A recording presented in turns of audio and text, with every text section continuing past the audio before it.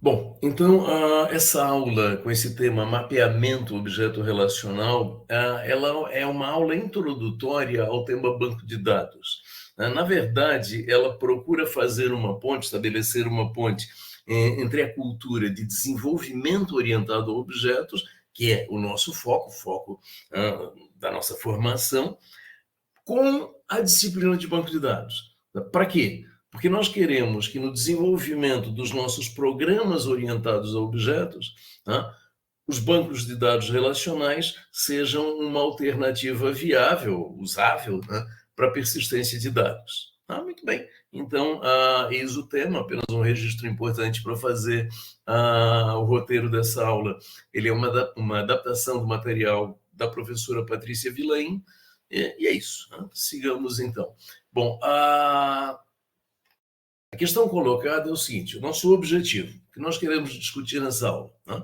Nós queremos aprender como armazenar objetos, que são os dados que nós produzimos lá nos nossos programas orientados a objetos, em um banco de dados relacional que não é voltado a objetos. O banco de dados relacional não foi pensado para objetos, mas nós queremos usá-lo no contexto do nosso programa orientado a objetos. Muito bem, vamos ao ponto. Num programa orientado a objetos, nós queremos armazenar que espécies de dados? Nós queremos armazenar os objetos que nós instanciamos. Então, aqui na imagem, nós temos algumas classes. Né? Classes, observem, essa modelagem é o contexto de uma biblioteca tem livro, uma biblioteca tem usuário, e uma biblioteca liga livro e usuário por meio de empréstimo ou de reserva. Então, observem que a um livro podem estar associados vários exemplares, né? Entendendo o livro como título e o exemplar como cada livro físico, digamos assim. E aí o que acontece? Quando eu faço um empréstimo, eu empresto um exemplar, eu associo um exemplar a um usuário. Mas quando eu faço uma reserva, eu associo um livro, um título ao usuário. Porque o usuário, quando ele quer um determinado livro, o exemplar que chegar primeiro está tudo certo. Né? Então, vejam, esse é um exemplo de um programa que eu trabalhei com ele há anos atrás, e a ideia é o quê? Olha, são esses os objetos que eu quero armazenar, que eu quero ter lá no meu mecanismo de persistência de dados. Agora, observe uma coisa muito, muito importante. Todas as classes que aparecem aí são classes do domínio do problema. A gente não tem aí as classes que compõem a interface gráfica para o usuário do programa da biblioteca, por exemplo. Por quê? Nós não queremos armazenar instâncias dessas classes. Nós queremos armazenar instâncias das classes do domínio do problema, como aqui. Muito bem. E aí? Bom, e aí, a princípio, diante dessa necessidade de armazenar os objetos do nosso programa, a princípio, um banco de dados relacional é uma alternativa adequada, pode ser uma alternativa adequada. Então, nós olhamos aqui na imagem do lado esquerdo uma classe, alguma coisa familiar para nós, uma classe empregado, com 3 atributos: o atributo código, o atributo nome e o atributo salário. E aqui ao lado, do lado direito, uma tabela. Então, vejam, nós conseguimos reconhecer nessa tabela a classe. Observem que cada coluna da tabela corresponde a um atributo da classe. Então, a tabela é a tabela empregado, nome da classe, e cada atributo uma coluna. Então, tem a coluna código, a coluna nome e a coluna salário. E observem que cada linha dessa tabela corresponde o quê? A uma instância da classe empregado. Bom, e o que acontece? Um banco relacional ele é baseado no armazenamento em tabelas, como essa que aparece aí. Bom, então, vejam, puxa, se o banco de dados ele é baseado em tabelas e a gente consegue pegar uma classe, como estamos vendo aí, e colocar as instâncias dessa classe nessa tabela, sendo cada instância uma linha, a gente pode pensar assim, puxa, realmente um banco de dados relacional é uma alternativa adequada. Né? Porém, sempre tem o porém, como eu já disse, banco de dados relacional não foi concebido para armazenar objetos. E aí o que acontece? Classes até podem ser vistas como relações ou tabelas, a expressão que nós usamos até agora, e cada objeto, instância dessa classe, pode ser visto como uma linha ou tupla na nomenclatura oficial dos bancos de dados. Só que a gente tem uns problemas. O que acontece com objetos que apontam objetos? Por exemplo, deixa eu voltar aqui no nosso exemplo. Então, observem que na tabela, cada campinho da tabela cabe uma informação primitiva. Então, lá na coluna código, cada campinho da coluna código cabe um número. Cada campinho da coluna nome cabe um string. Cada campinho da coluna salário cabe exatamente um número real, float. Então, o que acontece? E se eu tivesse nessa classe empregado, por exemplo, um atributo que não fosse um único elemento de dado, que não fosse de tipo primitivo, como aparece aí? Imagina que a classe empregado tivesse um atributo chefe. Um empregado tem um chefe. Ok, plausível. E esse chefe é o quê? Ele é uma instância da classe empregado. Então, puxa, eu tenho um atributo que é um objeto. Um objeto com todos os seus atributos. E a gente não conseguiria criar, por exemplo, aí uma coluna chefe e socar um objeto inteiro dentro de um campinho dessa coluna, ok? Então, puxa, objetos que apontam objetos não vai funcionar, Então, o primeiro problema lá colocado aqui no nosso slide, objetos que apontam objetos, não funciona. O que acontece com atributos que são coleções?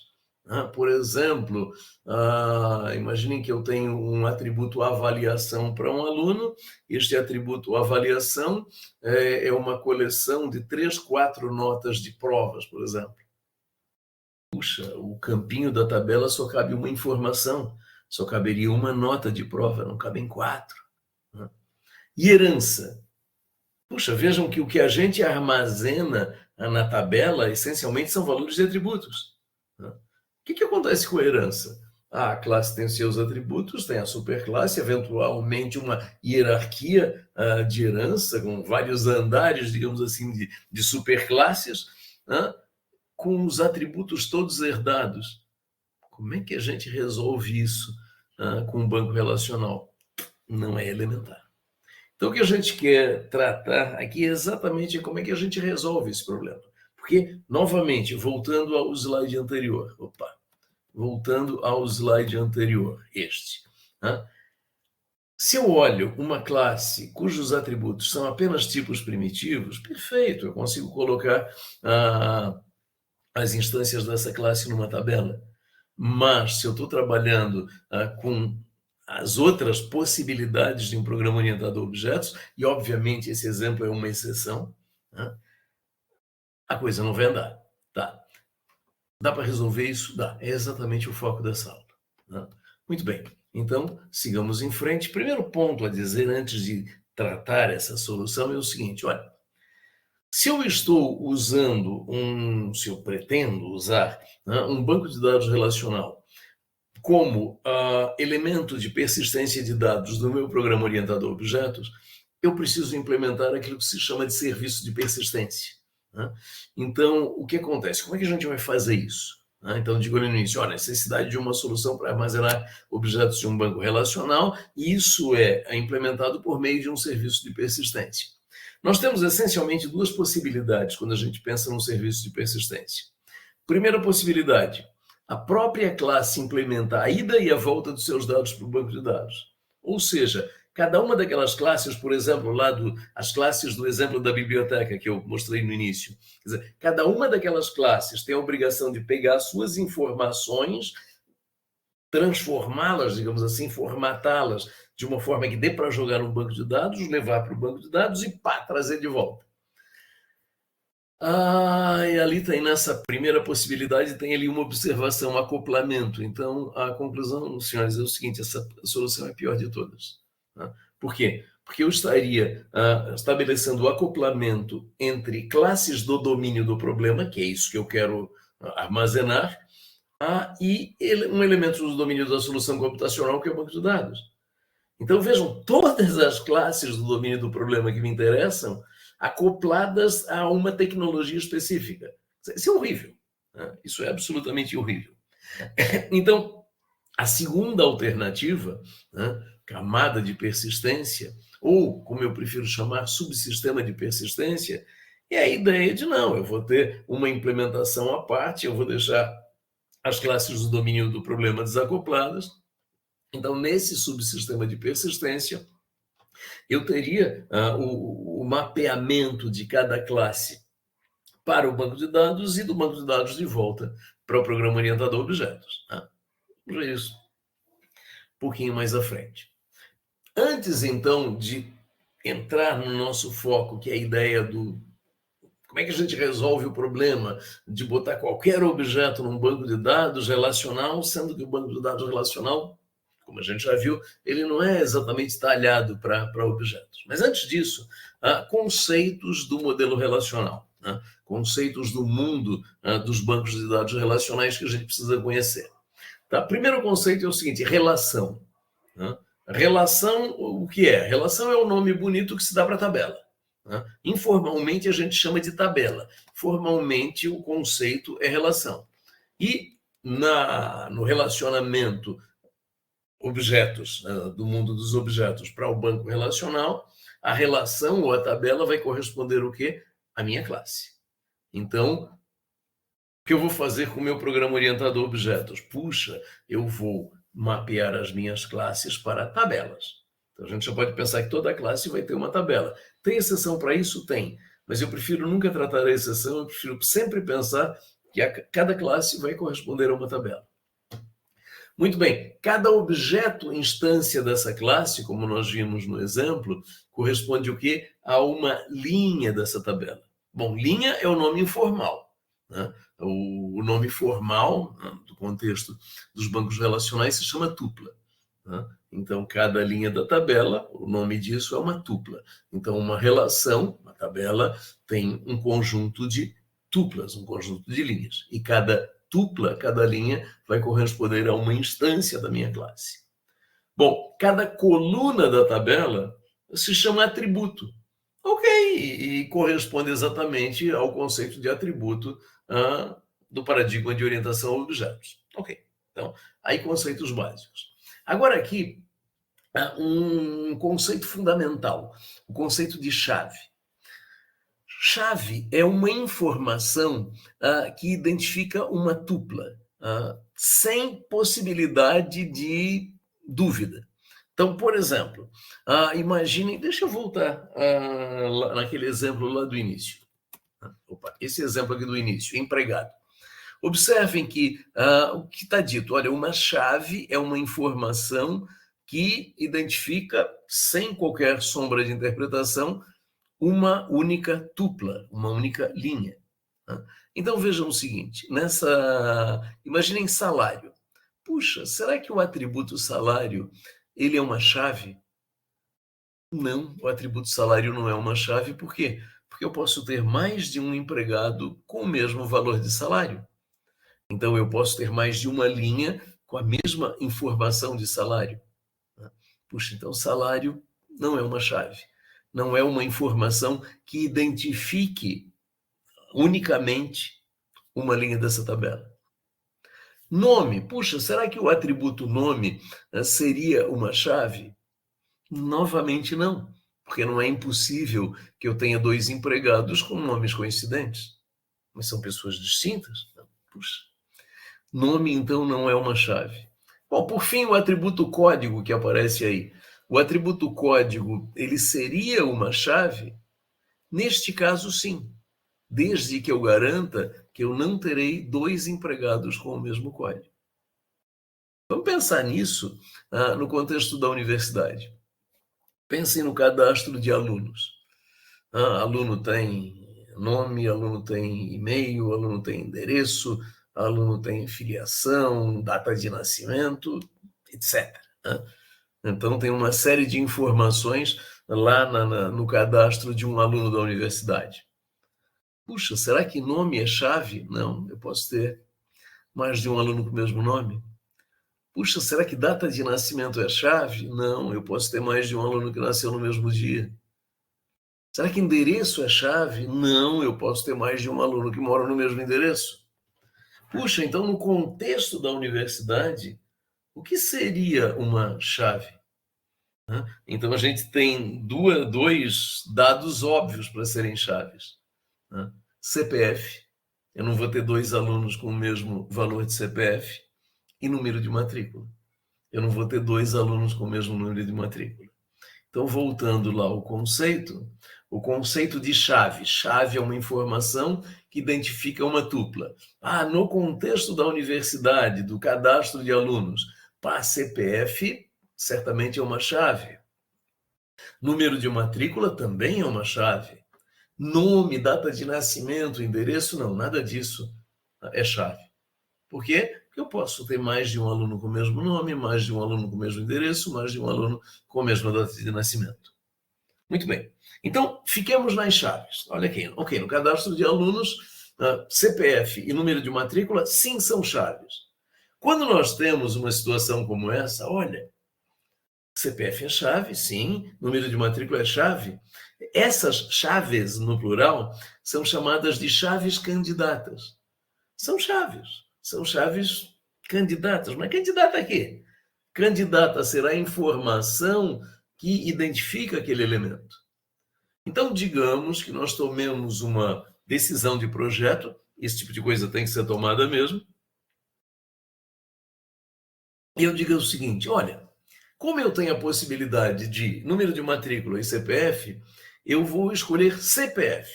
CPF vai ser a chave candidata que eu vou escolher para identificar aluno. Nesse momento, esta chave, que é o CPF, que eu escolhi para identificar o aluno, ela passa a ser chamada de chave primária, ou abreviada por PK, Primary Key. Então, chave primária é o quê? É aquela chave que identifica uma tupla, que identifica um objeto em uma tabela. Então, CPF. Percebam, diante de chaves candidatas, eu vou escolher uma para ser chave primária. Chave primária, então, é a informação que identifica aquele objeto. E o último conceito que aparece aí, chave estrangeira, FK, Foreign Key. Então, chave estrangeira, nesse momento eu vou deixar ela um pouquinho no ar. Ela vai fazer sentido um pouquinho mais tarde. Então, nesse momento eu vou dizer o seguinte, o que é uma chave estrangeira? Uma chave estrangeira é uma chave que eu coloco numa tabela e ela é uma chave primária, mas de outra tabela. Então, é o contexto de eu ter mais de uma tabela. Então, quando eu coloco, identifico uma informação numa tabela como, olha, isto aqui é uma chave estrangeira, FK, isto aqui é uma chave estrangeira. O que é uma chave estrangeira? É uma chave primária de outra tabela. Não é uma chave primária daquela tabela onde ela aparece como chave estrangeira. Aquela tabela tem a sua própria chave primária. Então, chave estrangeira é uma chave primária de outra tabela. Nesse momento, isso é nebuloso. Daqui a pouco, isso vai fazer sentido. Muito bem. Agora vamos às questões que eu levantei lá no início, ou todos os problemas, digamos assim. A ideia é o seguinte. Quando eu tenho uma classe cujos atributos são apenas de tipos primitivos, o atributo é inteiro, é booleano, é string, coisas desse tipo, beleza, a classe se encaixa na tabela, que é o primeiro ponto colocado aqui em cima. Olha, uma classe se encaixa com uma tabela, uma classe equivale a uma tabela, porém apenas na situação de todos os atributos de tipo primitivo. E aí eu passo a ter as situações em que o banco de dados não dá conta. E aí o que a gente vai ver agora é mas como é que a gente resolve esse problema? Então, o primeiro problema colocado aí, o segundo ponto desse slide, associação 1 para 1, O que é uma associação um para um? É a situação em que objeto aponta objeto. Ou seja, eu tenho um objeto, tem um atributo cujo tipo é uma classe. Então, uma instância daquele objeto, um dos atributos instância daquela classe aponta para uma instância de outra classe, ou da mesma classe, não importa, mas um objeto aponta para um objeto. Muito bem, associação um para um. Dois objetos, alguém aponta para alguém. Né? E ali diz assim, puxa, uma tabela com chave estrangeira, que é a chave primária de outra tabela. Pô, isso remete ao que eu falei ainda há pouco, a ideia de que chave estrangeira é uma chave primária de outra tabela. Ok, mas vamos entender isso melhor com um exemplo. Desse jeito aí não tá, eu só quero apresentar realmente o problema. Uma outra situação, a última que aparece nesse slide, é a associação 1 para N. Objeto aponta objetos. Aí eu digo, puxa, uma tabela com chaves estrangeiras iguais. Aí eu estou dizendo uma observação importante, observar que inverte a lógica de quem aponta quem. Vamos ver isso com um exemplo que vai ficar muitíssimo mais claro. Assim fica muito abstrato. Mas a ideia de associação 1 para N é, vamos imaginar que nós temos a classe turma e a classe turma agrega 27 alunos. Então, eu tenho uma instância, um objeto turma, que aponta 27 objetos aluno, por exemplo. É a ideia de associação para N. Outra situação que a gente também quer, por enquanto, são os problemas. Depois a gente vê a solução para isso. Então, outra situação, associação N para N. Então, objetos relacionados a objetos. Então, a gente vai ver daqui a pouco um exemplo em que a gente vai tratar isso, em que a gente tem a classe pedido e a classe item. E a ideia qual é? Olha, um pedido ele é composto por N itens e um item pode estar associado a N pedidos. Né? Um item pode aparecer em vários pedidos, assim como um pedido é uma coleção de itens. Né? Então, N para N, não é um objeto que aponta N, um que aponta não é N, N itens de um lado, N pedidos do outro. Aí diz assim, uma tabela com tuplas contendo apenas chaves estrangeiras que relacionam tabelas. Puxa, se eu deixei o conceito de chave estrangeira no ar, isso aí absolutamente está impossível de entender. Vamos ver com exemplo. Finalmente, o conceito de herança, aquilo que eu falava. O que acontece? Quando a gente está preocupado com persistência de dados, o que nós estamos guardando no nosso subsistema de persistência é valor de atributo de objeto. Estamos preocupados com atributo. O que acontece com a herança? Eu tenho uma subclasse aqui, que eu tenho N superclasses acima dela, e essa subclasse aqui embaixo, ela tem os seus atributos, mais os atributos da superclasse, mais os atributos da superclasse acima, mais de quem tiver acima, até onde for. Então, puxa, como é que eu trabalho com esse negócio? Então, vamos ver tudo isso. Vejam, por enquanto, o estabelecimento dos problemas. Então, olha, temos aqui um monte de problemas que, quando a gente pensa no banco de dados só como uma tabelinha, a classe é uma tabelinha, fora aquela primeira situação da classe com todos os atributos de tipo primitivo, nada disso aqui a gente resolve com a tabela. Vamos ver então como é que a gente resolve esse negócio. Muito bem, primeiro a situação mais corriqueira, a ideia de uma classe com atributos de tipos primitivos. Então aqui diz assim, conceitual, o que apareceria lá no nosso diagrama de classes, uma classe cliente com dois atributos, nome e endereço. Então aqui, passeando o meu mouse, uma classe cliente com dois atributos, nome e endereço. Puxa, como é que a gente vai levar isso para um banco de dados? Primeira coisa que a gente tem que enxergar é o seguinte, toda tabela de banco de dados tem que ter uma chave primária. Aí a gente olha para os atributos dessa classe. Nome é chave? Não. A gente já sabe que não. Eu posso ter mais de um cliente com o mesmo nome. Endereço é chave? Endereço também não é chave. Né? Então, a primeira coisa que a gente tem que fazer é o quê? Pensar num atributo adicional para essa classe para ser chave. Né? Então, quando a gente olha aqui para o lado esquerdo e diz, olha, conceitual é isso, projeto é isso, o que aconteceu? Apareceu um terceiro atributo ID, né? ID, um inteiro. Né? Para quê? Essencialmente para ser o identificador único. E é comum que implementações de bancos de dados gerem esse tipo de informação automaticamente, assim, um ID sequencial. O primeiro objeto que eu boto lá é 1, o próximo é 2, 3, 4. À medida que eu vou botando objetos, ele vai incrementando essa chave primária e beleza, eu não tenho nunca dois objetos com o mesmo valor, claro, porque não pode, chave primária. Então, observem agora no mapeamento que está aí colocado, né, o que acontece. Olha, aqui nós temos a tabela cliente, né, e cada linha que aparece aí, na verdade, é um atributo, né, no conceito de desculpa, de banco de dados, né, cada valor, ele é chamado de atributo. Então, o que acontece? Eu vou ter o atributo ID, que é uma chave primária, então aparece o PK ali. Eu vou ter o atributo nome e o atributo endereço. Né? Com as nomenclaturas de tipo referentes ao contexto dos bancos de dados, né? Integer e varchar. Muito bem. Ok. Aí, exemplo disso aí, vejam, uma classe, o cliente, o projeto do banco de dados, e aqui a tabela, efetivamente, que vai aparecer lá no meu banco de dados.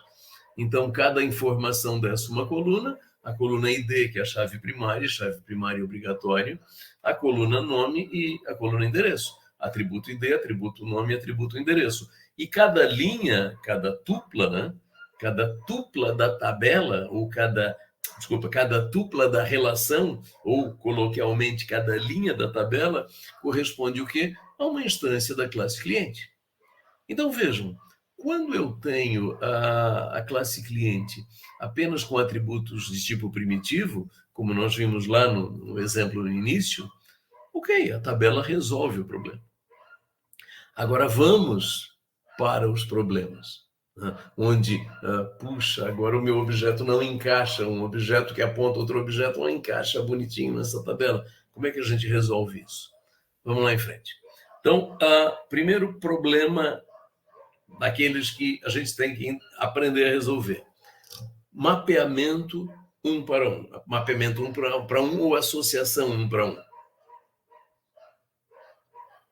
A situação em que eu tenho objeto que aponta objeto.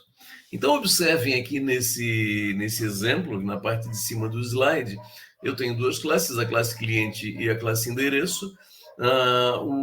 Eu posso pensar que o cliente aponta um endereço, ou eu posso pensar que um endereço aponta um cliente.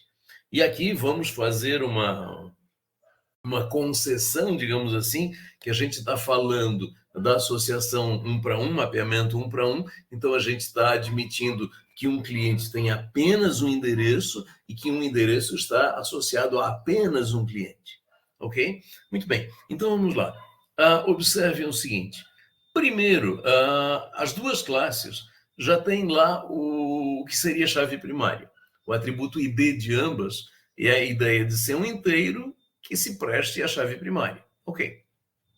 E tem os demais atributos. Notem que na parte de cima, tanto o cliente tem um atributo do tipo endereço, como o endereço tem um atributo do tipo cliente. Em termos práticos, a gente nunca vai fazer isso. A gente vai escolher quem aponta quem. E aí a gente cairia na situação que está colocada, aliás, não está colocada ainda, que aqui na parte de baixo, à esquerda, nós temos a reprodução disso. Mas observem que quando a gente faz o mapeamento para o lado direito, o endereço mantém todos os atributos. Notem, atributo ID, o atributo rua, o atributo número e o atributo cliente. Então, vamos entender esse CID aqui na parte de baixo do slide como o atributo cliente. Já a classe cliente tem o atributo ID, tem o atributo nome, mas não tem o atributo endereço. Ok. Então, digamos assim, a escolha é que o endereço vai apontar cliente e não o contrário. Tá. Como é que o endereço aponta cliente? A gente sabe que na tabela do endereço, a gente não consegue ir lá numa coluna, um campinho de uma coluna, a gente sabe que não consegue ir lá enfiar um objeto cliente, não cabe. Né? Então, o que a gente faz? A gente cria uma coluna, essa coluna aqui, C e D, que é a coluna na tabela do endereço, a gente cria a coluna do cliente, e qual é a informação que a gente vai colocar de cada cliente? Nós vamos colocar apenas a chave primária do cliente. E aqui, como nessa, vejam aqui o campinho de baixo de todos, aqui em amarelo na nossa... Meu mouse está tentando passear aqui em cima. Então, C e D, entre parênteses, FK. FK, Foreign Key, chave estrangeira. Então, eu estou dizendo, olha, o atributo cliente, ele é uma chave estrangeira. Qual é a informação que eu boto aqui? A informação que eu vou botar aqui é o valor da chave primária do cliente lá na tabela do cliente. Vamos olhar isso num exemplo. Então, observem o seguinte. Imaginem que eu tenha a tabela cliente, e a tabela cliente, apesar de que eu disse aqui que o ID é integer, por favor, me permitam uma não exatidão. Eu botei aqui letras A, B, C e D, só para a gente não confundir valor de chave. Então, não é bem íntegra, seria achar também. Então, a ideia é que a chave, vejam, eu tenho aqui essa linha, o cliente José Guimarães, chave primária A, Pedro Silva, chave primária B, Maria Amorim, chave primária. Ok, tem a tabela do cliente, cada linha é um cliente, perfeito. E cliente não tem nada a ver com endereço. E a tabela de endereço? Ok, cada linha é um endereço. Vejam, a primeira coluna é a chave primária, o ID 01234. A segunda coluna, o nome da rua desse endereço. A terceira coluna, o número do endereço. E a quarta e última coluna é a coluna do cliente. Então, vejam o que eu estou colocando nessa coluna do cliente. Eu estou colocando o valor da chave primária da tabela do cliente. Então, como é que eu leio esse negócio?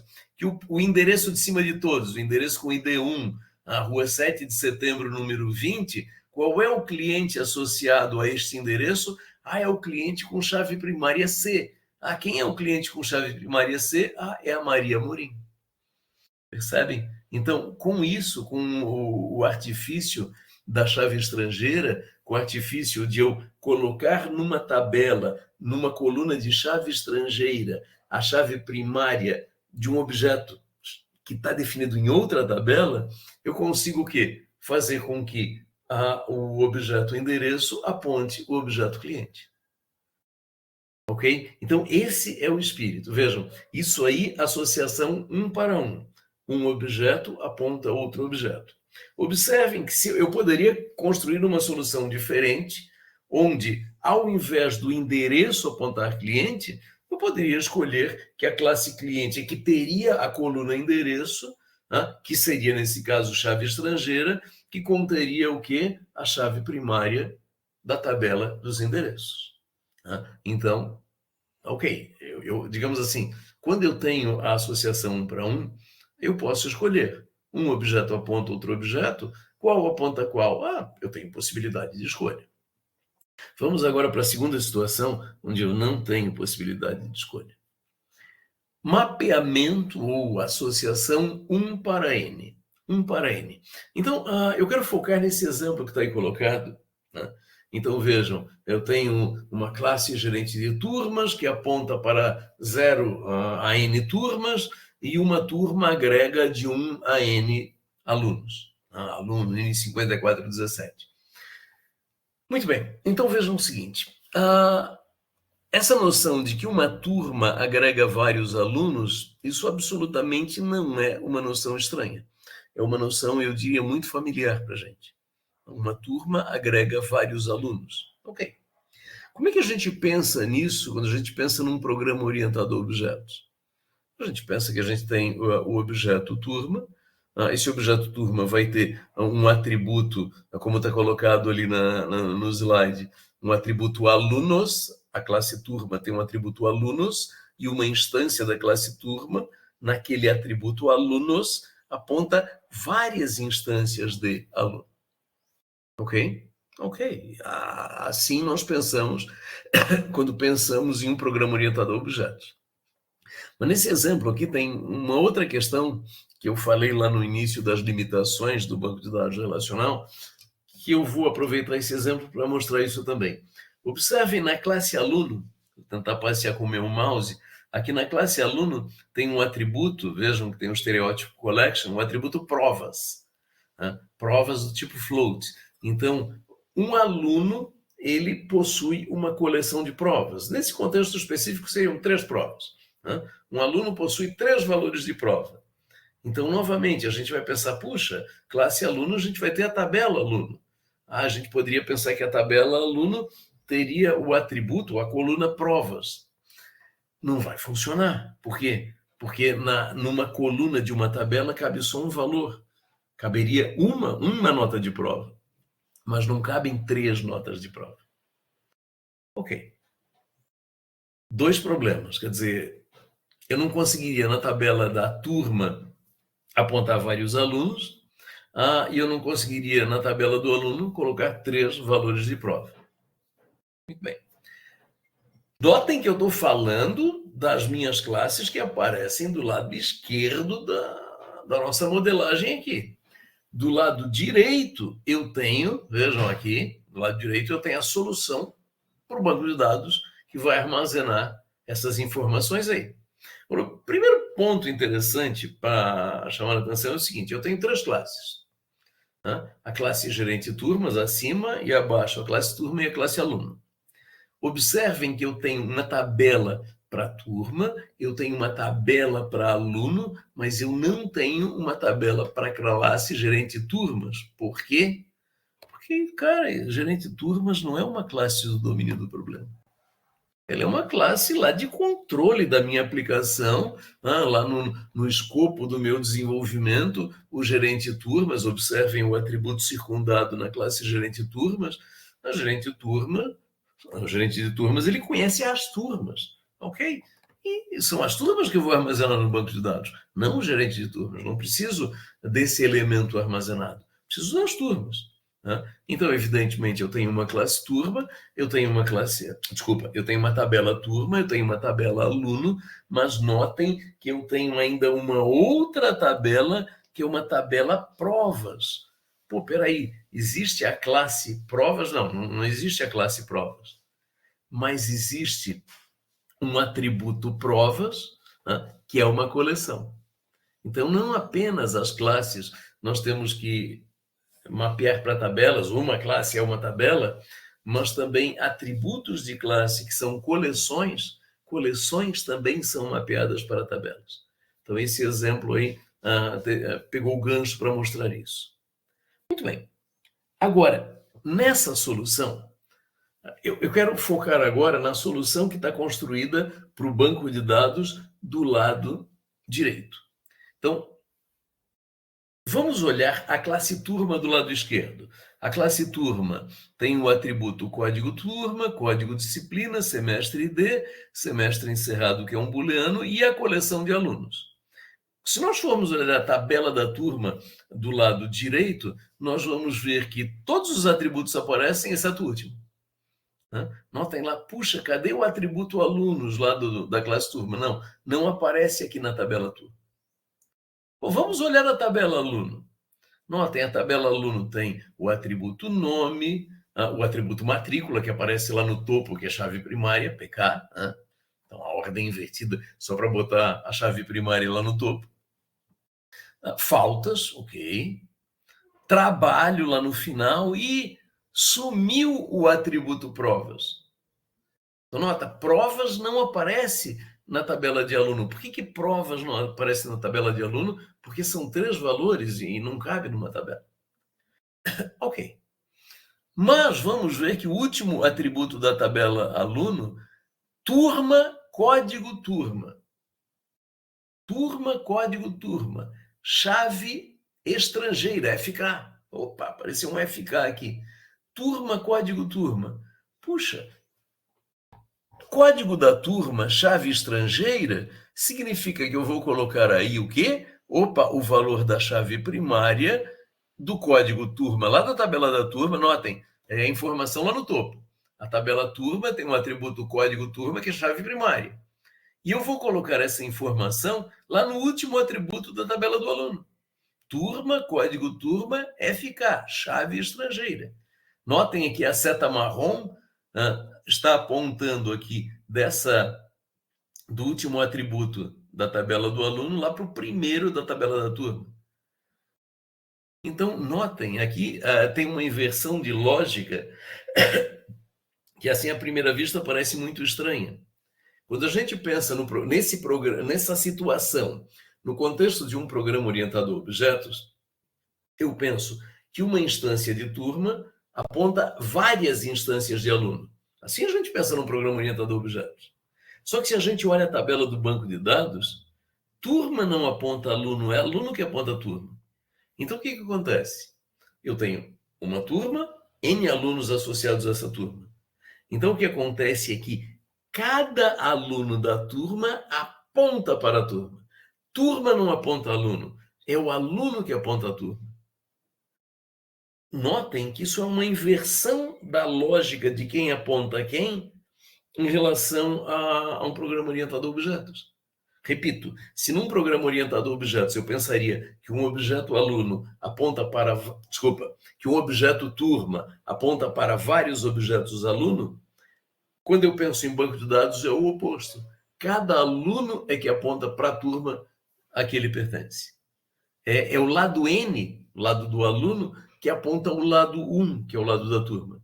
Não é o 1 que aponta o N, como num programa orientado a objetos, repito, mas é o lado N que aponta o lado 1.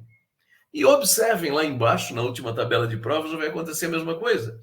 Eu vou criar uma tabela de provas, vou criar uma chave primária, que eu chamei de sequencial, é a ideia de um inteiro sequencial mesmo, né? Eu tenho 3 atributos, prova 1, prova 2, prova 3, que são os 3 valores de prova, e lá como último atributo, eu tenho o quê? Aluno matrícula, que é a chave estrangeira. Então, a tabela de provas, notem, aponta para a chave primária da tabela do aluno. Se isso ficou nebuloso, vamos olhar isso num exemplo concreto. Então, olha o seguinte. Eu tenho a tabela de turma, exemplo concreto, né? Lá em cima, a tabela de turma, no meio, a tabela de aluno, então a tabela de turma com 3 turmas, a tabela de aluno com 4 alunos, e, finalmente, a tabela de provas com 4 conjuntos de valores. Então, vejam o seguinte, como é que a gente faz essa associação? Quem é quem nessa história? Então, vejam, olha, turma, tem o código da turma, tem o semestre, e semestre encerrado booleano, ok. Turma não tem nenhuma referência para aluno. Agora vamos para a tabela de aluno. Está aqui a matrícula do aluno, o nome do aluno, a quantidade de faltas desse aluno, a nota do trabalho desse aluno e, vejam, turma código. Então, esse aluno aqui, da primeira linha da tabela aluno, o aluno Rui Barbosa, ele é um aluno de qual turma? Ele é um aluno da turma INE 5608, 4238A. Puxa, ele é vejam, é o primeiro objeto lá da classe turma. Então, observem, aliás, os 4 alunos dessa tabela, notem que o valor do último atributo é o mesmo. Todos eles apontam para a mesma turma. Então, são 4 alunos da mesma turma de INE 5608. Ok? 4 alunos da mesma turma de INE 5608. Então, notem, não é a turma que aponta os seus alunos, é cada aluno que vai lá e aponta para a sua turma. Muito bem, e vamos olhar a tabela provas. Então, vamos pegar a primeira linha da tabela provas. Então, sequencial 1, apenas chave primária, nota 8, nota 7, prova 1, prova 2, prova 3.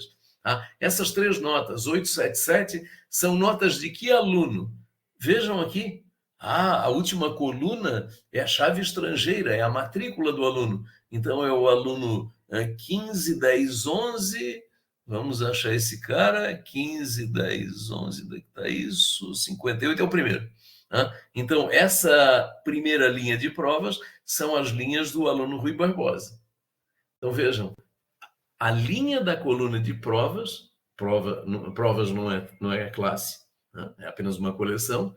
Então, a primeira linha da coluna da tabela de provas aponta para o aluno Rui Barbosa, que está aqui na coluna de aluno.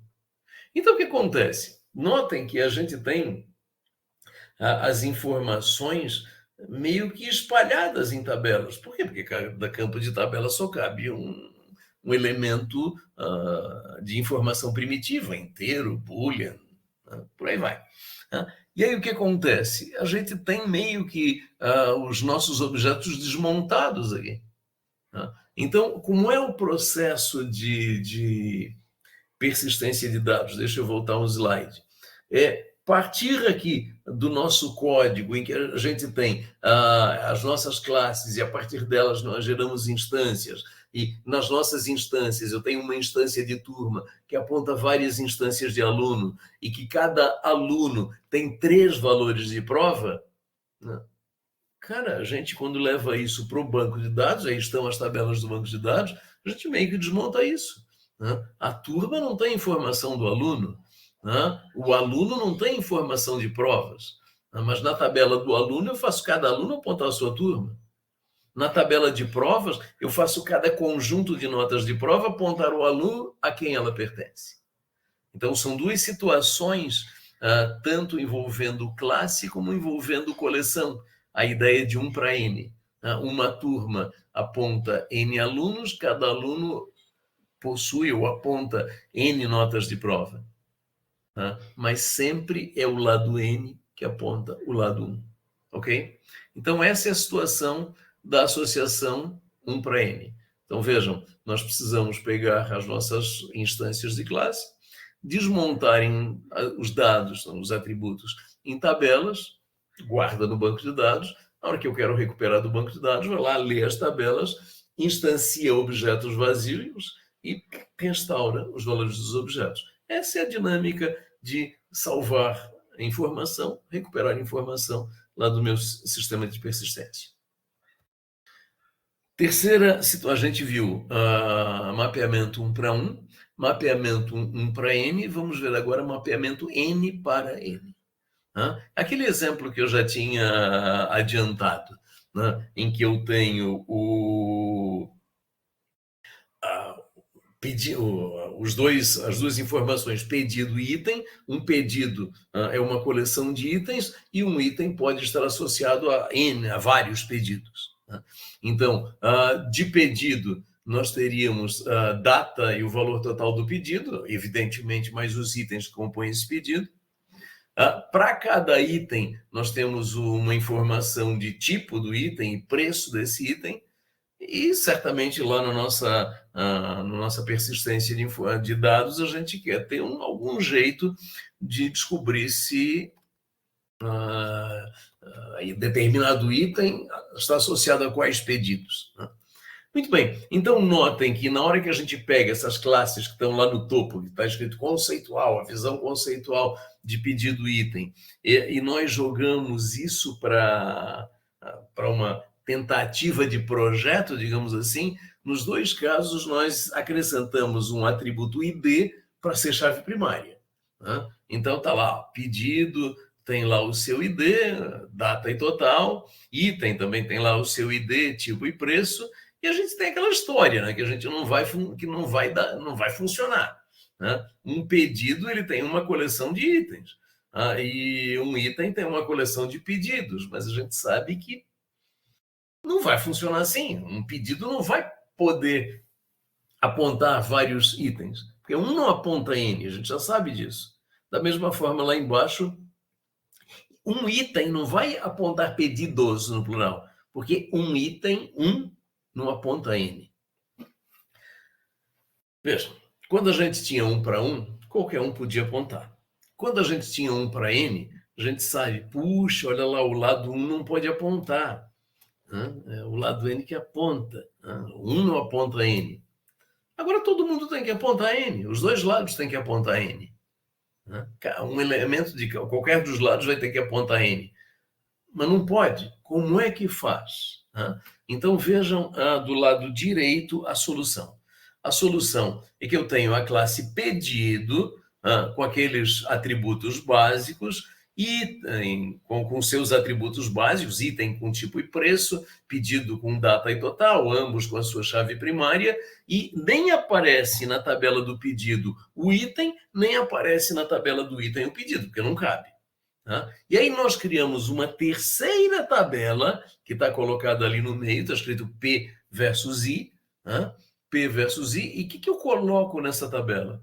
Eu coloco duas informações: chave primária do pedido e chave primária do item, que nos dois casos vão ser chaves estrangeiras. Então, são chaves primárias das outras duas tabelas. Isso pode dar um nó na compreensão. Vamos para um exemplo concreto. Então, vamos pensar o seguinte: olha, eu tenho do lado esquerdo, nesse exemplo, eu tenho, na tabela pedido, eu tenho 3 pedidos, ali estão 1, 2 e 3, e na tabela item, eu tenho 4 itens, banana, laranja, abóbora e cenoura. Bem, e aí? Eu posso pensar o seguinte: olha, quais são os itens que fazem parte do pedido número 1, que está aqui? Eu tenho aqui o meu pedido número 1, desta data aqui, 10 de março de 2022, com esse total de R$ 47. Quais são os itens do pedido número 1? Bom, eu vou olhar isso lá na terceira tabela. Então, olhem, eu vejo que está aqui o pedido número 1. Opa, pedido número 1 aparece nessa linha, nessa linha, nessa linha. Opa, pedido número 1 aparece em 3 linhas. Vejam, isso aqui é a chave primária da tabela pedido.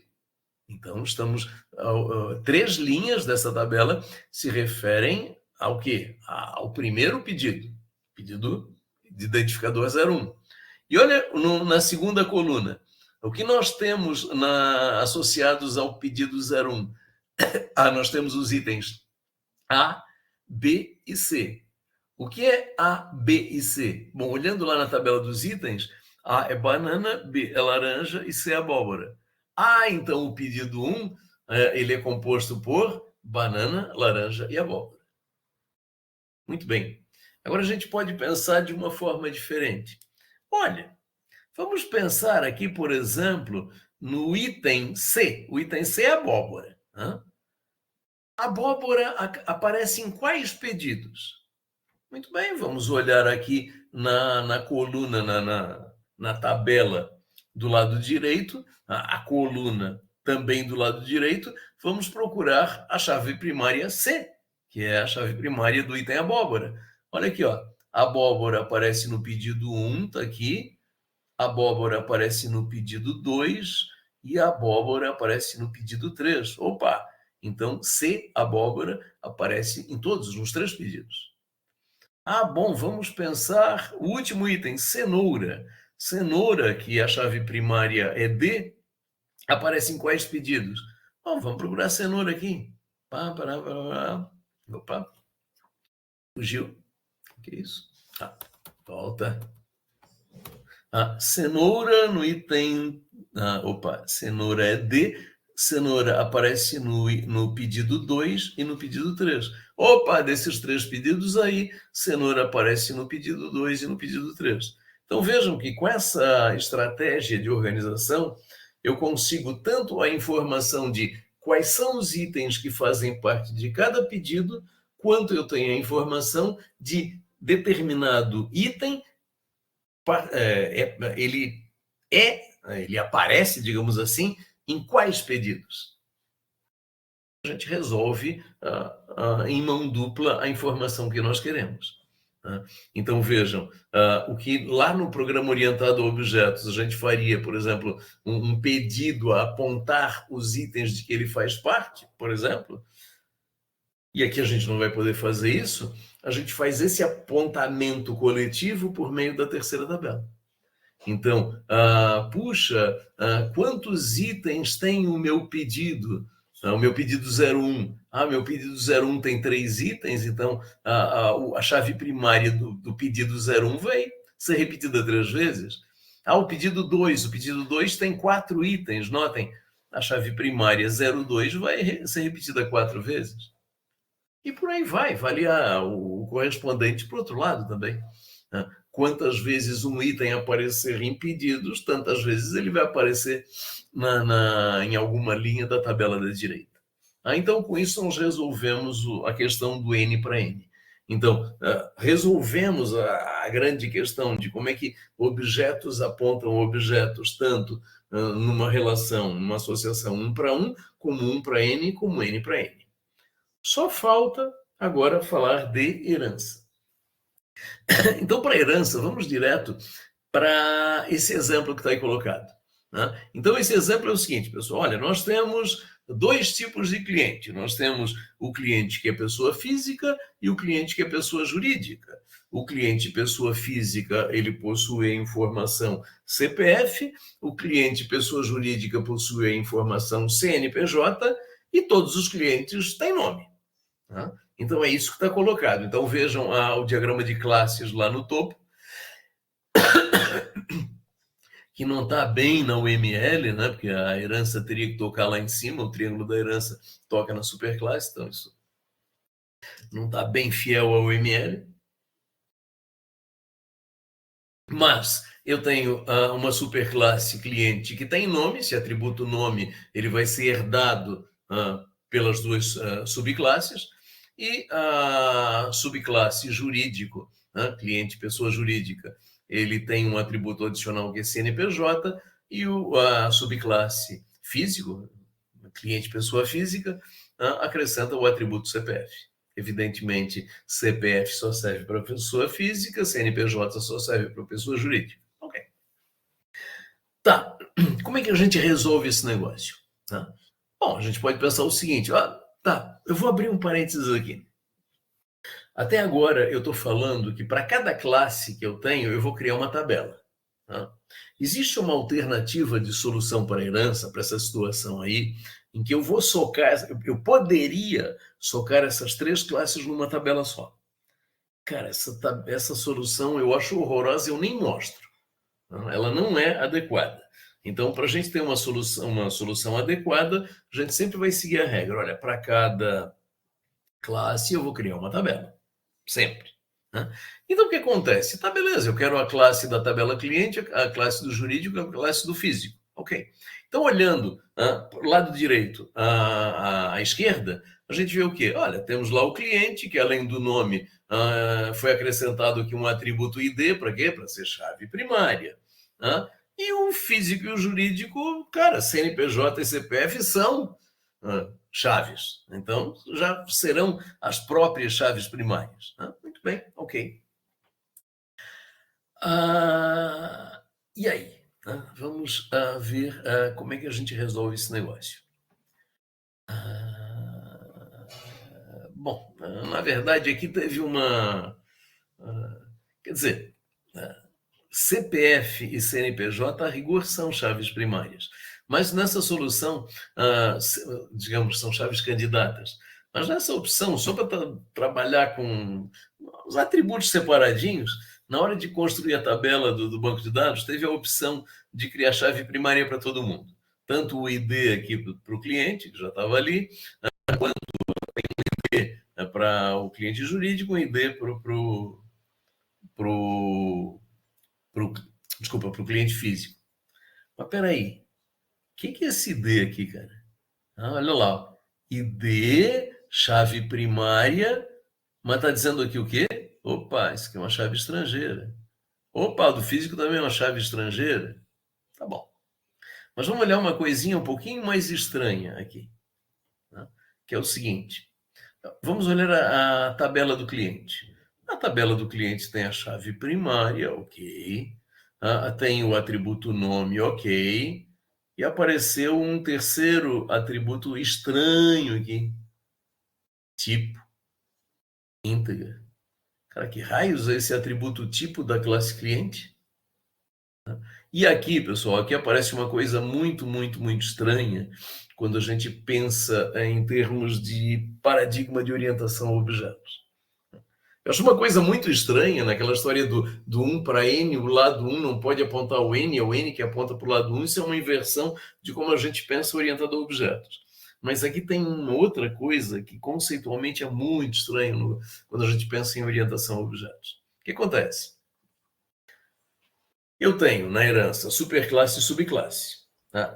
Nós temos um princípio no paradigma de orientação a objetos, que é o seguinte: uma subclasse aqui embaixo, ela conhece a sua superclasse. Evidentemente, ela tem que conhecer a sua superclasse.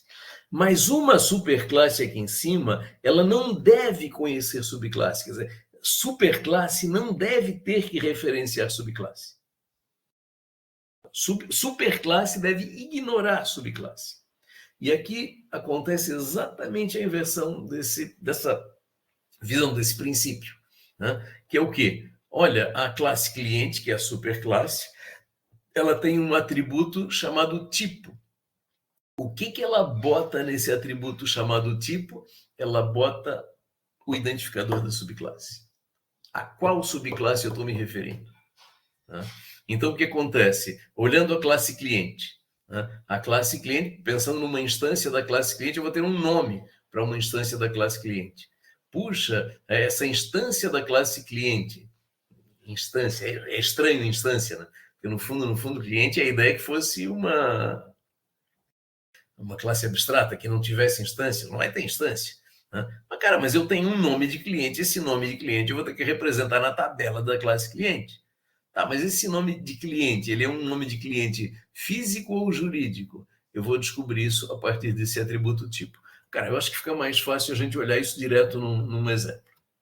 Então, observem o seguinte: eu tenho uma tabela cliente, aqui está, desculpa, tá, então, tabela cliente, ok, isso é a superclasse. Observem que a tabela cliente, que é a superclasse, tem essencialmente a chave primária, tem o nome do cliente e tem o tal do tipo, o terceiro atributo. Né? Eu tenho aqui a classe, a tabela jurídico e a tabela físico. Muito bem, vamos dar uma olhada. Olha só, quem é a chave primária da tabela jurídico? Vamos pegar aqui a primeira linha da tabela jurídico. Né? Primeira linha da tabela jurídico, 001. 001 é uma chave primária. Ela é uma chave primária que também é uma chave estrangeira. Puxa, ela é uma chave estrangeira de quem? Da tabela da superclasse. Então, a chave primária da tabela jurídico é a chave estrangeira da tabela da superclasse. O mesmo vai acontecer com o físico. Então, vejam, aqui a primeira linha da tabela físico. A chave primária dela, 003, é chave primária e também é uma chave estrangeira. Por quê? Porque é chave primária lá da tabela da superclasse. Da tabela da superclasse. Então, como é que funciona esse negócio? Eu quero saber quem são os meus clientes pessoa física e os meus clientes pessoa jurídica. Eu quero ter a informação completa de um cliente. Por exemplo, vamos pegar aqui o primeiro cliente lá da tabela de cima, tabela de clientes, tabela da super correspondente à superclasse. Eu tenho o cliente Universidade Federal de Santa Catarina. O cliente Universidade Federal de Santa Catarina, ele é do tipo 1. Tipo 1, eu estou convencionando que é um cliente da subclasse jurídico, e tipo 2, aqui os dois últimos, um cliente da subclasse físico. Muito bem. Então, o cliente Universidade Federal de Santa Catarina, já que é um cliente jurídico de tipo 1, ele tem um CNPJ. Qual é o CNPJ da Universidade Federal de Santa Catarina? Muito bem, então eu vou procurar na tabela jurídico o quê? A chave primária 0001. Opa, cadê? Volta. Está aqui a chave primária 0001. Então o CNPJ da Universidade Federal de Santa Catarina, esse primeiro valor que está aqui colocado. Vamos pegar o último cliente, a linha de baixo de todas, o cliente 004, o nome Fritz Schneider. Ele é um cliente do tipo 2, então ele é um cliente pessoa física. Ele é um cliente pessoa física, ele tem um CPF. Qual é o CPF dele? Vou procurar pela chave 004 lá na coluna físico, está aqui. É a segunda linha da coluna físico, então o CPF lá do Fritz Schneider, esse valor aqui, ó, 107, 578, e por aí vai, o último valor de baixo de todos. Ok? Então, notem que a gente cria, apesar de, puxa, mas a superclasse é abstrata, eu não tenho, na verdade, instâncias de cliente. Ou eu tenho instância de cliente pessoa física, ou eu tenho instância de cliente pessoa jurídica. Ah, mas mesmo assim, eu crio uma tabela correspondente à superclasse, que tem o que? O atributo comum, ou os atributos comuns, né? Aqui no caso é só um, que é o nome, está aqui o nome. Eu preciso ter na tabela da superclasse um atributo adicional, que é o nosso atributo tipo, cujos valores identificarão que aquelas informações, nesse caso, esse nome se refere a qual subclasse, a qual instância de qual subclasse. Então, tipo 1 é subclasse jurídico, tipo 2, subclasse físico. E aí eu consigo, nessas tabelas, fazer associação de cliente pessoa jurídica com seu CNPJ, cliente pessoa física com seu CPF. Repito, existe a possibilidade de representar herança numa tabela só, mas é ruim. Vamos levar para a vida que a ideia é que cada classe vai ter sua própria tabela. Muito bem, com isso nós chegamos ao final dessa aula. Qual foi o foco? Concluindo. Primeiro, a necessidade de armazenar objetos de um programa orientado a objetos. Nosso foco é desenvolvimento orientado a objetos. E a conclusão de que um banco de dados relacional ele me serve como um elemento auxiliar para a persistência dos meus dados. Só que o que acontece? O banco relacional, ele, como nós vimos, ele funcionaria muito bonitinho para situação muito particular, muito específica, de uma classe cujos atributos fossem todos de tipo primitivo. Mas quando eu começo a ter objeto apontando objeto, ou objeto apontando objetos, no plural, quando eu começo a ter objetos com atributos cujo tipo é primitivo, mas são coleções de elementos de tipo primitivo, isso já não encaixa na tabela.